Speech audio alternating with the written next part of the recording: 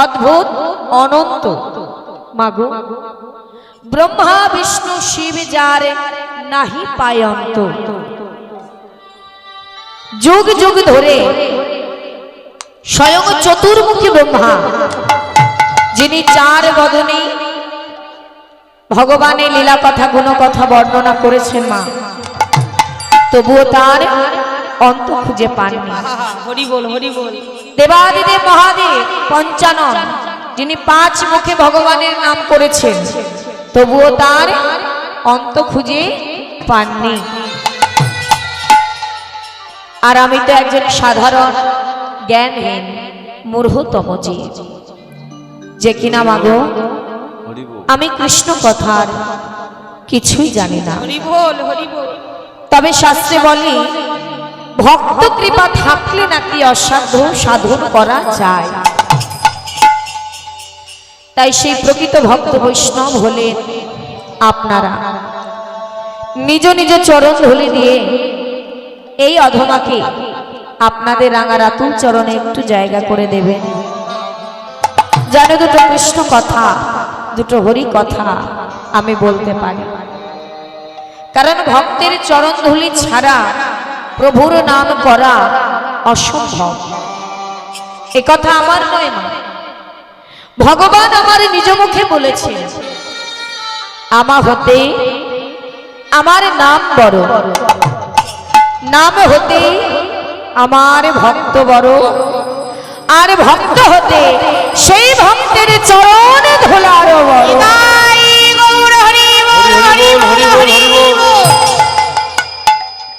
তাই নিজ নিজ চরণ ধুলি দিয়ে আপনাদের রাঙা রাতুল চরণে একটু জায়গা করে দেবেন, যেন দুটো কৃষ্ণ কথা হরি কথা বলতে পারি। লীলা পরিবেশনায় অনেক ভুল ত্রুটি হবে, নিজ নিজ সন্তান জ্ঞানে আমায় ক্ষমা করবেন। জয় নিতাই জয় গৌর। আজকের আলোচ্য বিষয় রাধা গোবিন্দ লীলা, শ্রীমতী রাধা রানীর কলহন্তরিতা মা। নিতাই গৌর হরি বল হরি বল হরি বল। শ্রীমতী রাধা রানীর কলহন্তরিতা মান অর্থাৎ যেমন তেমন মান নয়, কলহন্তরিতা মানের রমণী হয়েছিলেন আমার রাধা রানী। আর সেই মান ভাঙিয়েছিলেন কে? আমার প্রাণ গোবিন্দ। খুব সুন্দর লীলা, একটু এক মনে এক প্রাণে আস্বাদন করবেন, ভালো লাগবে। তবে মা, আমরা সবাই চাই রাধা গোবিন্দের চরণটা যেন প্রাপ্তি হয়, আমরা চরণ যেন পাই। কিন্তু মাগো, শাস্ত্রে বললেন যুগে যুগে এসেছেন ভগবান উদ্ধারিতে পৃথিবী দুষ্টকে দমন করবার জন্য, অধর্মের বিনাশ করবার জন্য, ধর্মকে স্থাপনা করবার জন্য যুগে যুগে আসতে হয়েছে আমার ভগবানকে এই ধরার মাটিতে। তাহলে আগে আমাদের জানতে হবে যুগ হলো কটি ভাগ? চারটি। চারি যুগ, সত্য, ত্রেতা, দাপুর, কলি। তাহলে চারি যুগেই ভগবান এসেছেন মা, এসেছেন তো কাদের জন্য? আমাদের জন্য। চারি যুগেই এসেছে, কিন্তু কোন যুগে কোন রূপে তিনি অবতীর্ণ হয়েছিলেন?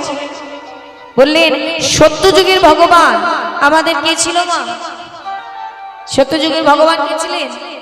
প্রভু নারায়ণ। ত্রেতা যুগে রামচন্দ্র। আচ্ছা, দাপর যুগে? এটা তো আমরা সবাই জানি, বলুন। আর বলুন, কৃষ্ণচন্দ্র। তাহলে এটা কোন যুগ? এটা কোন যুগ? কলিযুগ। তাহলে কলিযুগের ভগবান কে?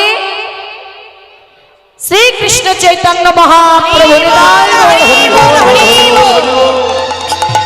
তাহলে এই কলিযুগের ভগবান হলেন শ্রীকৃষ্ণ চৈতন্য মহাপ্রভু। তাহলে তার সঙ্গে আমাদের কিন্তু একটা সম্পর্ক আছে, তাই না? সবাই কিন্তু আমরা একটা সম্পর্ক করি। সেটা কি? বললেন তিনি আমাদের কে হন? তিনি আমাদের পিতা, জগৎ পিতা, জগতের পিতা তিনি। তাহলে সে যদি আমাদের পিতা হবে, তাহলে আগে যদি তানার কাছে না যাই, তার চরণ না ধরি, তাহলে কি আমরা রাধা গোবিন্দের কৃপা পাবো বাবা? পাবো না। তাই শাস্ত্রে বললেন আগে আমাদের কলিহত জীব, আমরা আগে বৃন্দাবনে গেলে কোনো লাভ হবে না। হে কলি হত জীব, আগে চলে যাও শ্রীধাম নদিয়া নবদ্বীপ ধাম। আগে যেতে হবে আমাদের নবদ্বীপ। নবদ্বীপে গিয়ে শাস্ত্রে বললেন আগে নিতাই ভজ, আগে নিতাই চাঁদের চরণ ধরো, তবে তার কৃপা হলে গৌর কৃপা হবে। ভালো করে মনে রাখতে হবে কি, নিতাই চাঁদের করুণা হলে গৌর কৃপা হবে, আর যদি গৌর কৃপা হয় তবে ব্রজে যাবে, অর্থাৎ বৃন্দাবন। আর যদি বৃন্দাবনে গিয়ে একবার আমার করুণাময়ী রাধারানীর কৃপা হয়ে যায় গো বাবা, অনায়াসে আমার প্রাণ গোবিন্দের কৃপা হবে।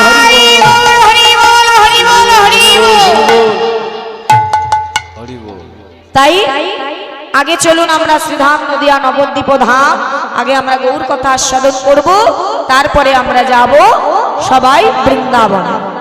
আগে ছোট্ট করে গৌরচন্দ্রিকা, গৌর কথা আস্বাদন না করলে আমাদের এই জন্মটাই বৃথা। মা জয় রাধে শ্যাম, কেউ কথা বলবেন না, জয় রাধে।